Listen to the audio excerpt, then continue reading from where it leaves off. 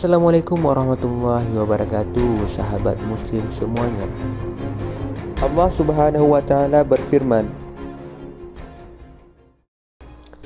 وَلَقَدْ عَلِمْتُمُ الَّذِينَ اعْتَدَوْا مِنكُمْ فِي السَّبْتِ فَقُلْنَا لَهُمْ كُونُوا قِرَدَةً خَاسِئِينَ.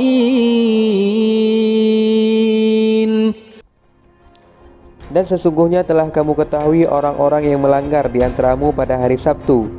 Lalu kami berfirman kepada mereka, jadilah kamu kera yang hina. Quran Surah Al-Baqarah ayat 65. قل هل أنبئكم بشر من ذلك مثوبة عند الله من لعنه الله وغضب عليه وجعل منهم القردة والخنازير وعبد الطاغوت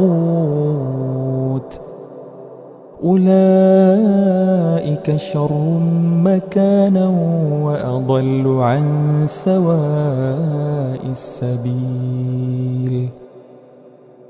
Katakanlah, apakah akan aku beritakan kepadamu tentang orang-orang yang lebih buruk pembalasannya dari itu di sisi Allah, yaitu orang-orang yang dikutuki dan dimurkai Allah. Di antara mereka yang dijadikan kera dan babi dan menyembah taghut. Mereka itu lebih buruk tempatnya dan lebih tersesat dari jalan yang lurus. Quran Surah Al-Maidah ayat 60. فَلَمَّا عَتَوْا عَمَّا نُهُوا عَنْهُ قُلْنَا لَهُمْ كُونُوا قِرَدَةً خَاسِئِينَ. Maka tatkala mereka bersikap sombong terhadap apa yang dilarang mereka mengerjakannya, kami katakan kepadanya, jadilah kamu kera yang hina. Quran Surat Al-A'raf ayat 66.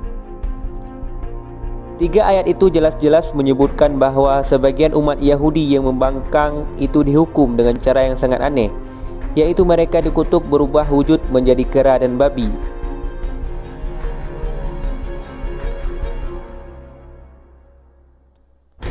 Jika kita buka kitab tafsir, misalnya Al-Jami' li Ahkamil Quran karya Al-Imam Al-Qurtubi rahimahullah, disebutkan bahwa ada beberapa riwayat yang berbeda dalam menetapkan desa yang dimaksud. Menurut Ibnu Abbas radhiyallahu anhu, Ikrimah dan As-Suddi, nama desa itu adalah Ailah. Dalam riwayat lain, menurut Ibnu Abbas juga, nama desa itu adalah Madian yang terletak di antara Ailah dan At-Tur. Sedangkan menurut Az-Zuhri, namanya adalah Tabariyah.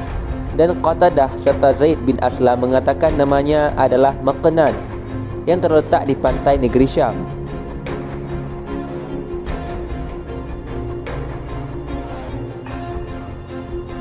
Para ulama tafsir berbeda pendapat tentang riwayat selanjutnya kera-kera itu. Ada sebagian ulama yang mengatakan bahwa setelah berubah menjadi kera, mereka pun mati begitu saja dan punah setelah 3 hari. Kutukan menjadi kera itu untuk menghina mereka sebelum dimatikan, agar sempat merasakan kehinaan di dunia ini. Sebagian lagi mengatakan bahwa Allah dengan kekuasaannya setelah menjadikan mereka kera beberapa waktu, Allah Ta'ala mengembalikan lagi mereka ke wujud semula. Tetapi yang jelas, kera-kera itu tidak berketurunan hingga sekarang ini, sehingga kurang tepat kalau kita sebut bangsa Yahudi adalah bangsa keturunan kera, sebab kera-kera itu mati dan tidak punya keturunan.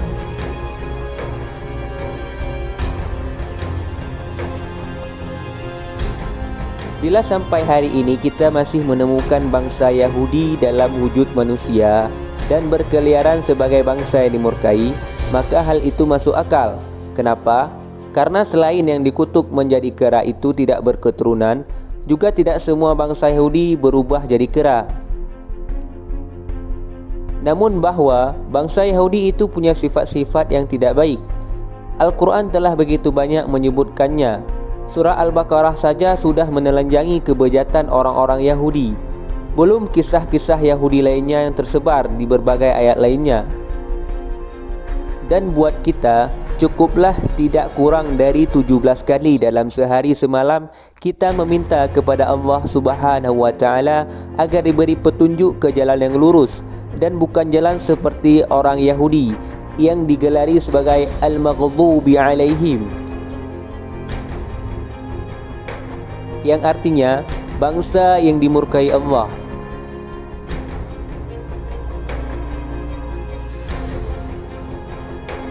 Sekilas terkesan ayat-ayat Al-Quran itu rasialis memang, tetapi apa yang dituturkan Al-Quran itu tidak lain hanyalah jawaban atas sikap bangsa Yahudi yang memulai rasialisme yang mereka banggakan tetapi mengatasnamakan Tuhan.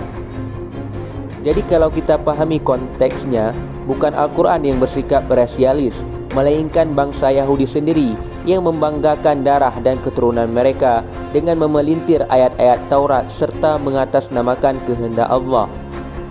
Oleh karena itu, maka kalau kita temukan Al-Quran mengutuk bangsa Yahudi, sebenarnya bukan tanpa sebab. Penyebabnya adalah sikap rasialis mereka sendiri yang kemudian direspon di dalam Al-Quran. Wallahu a'lam bissawab.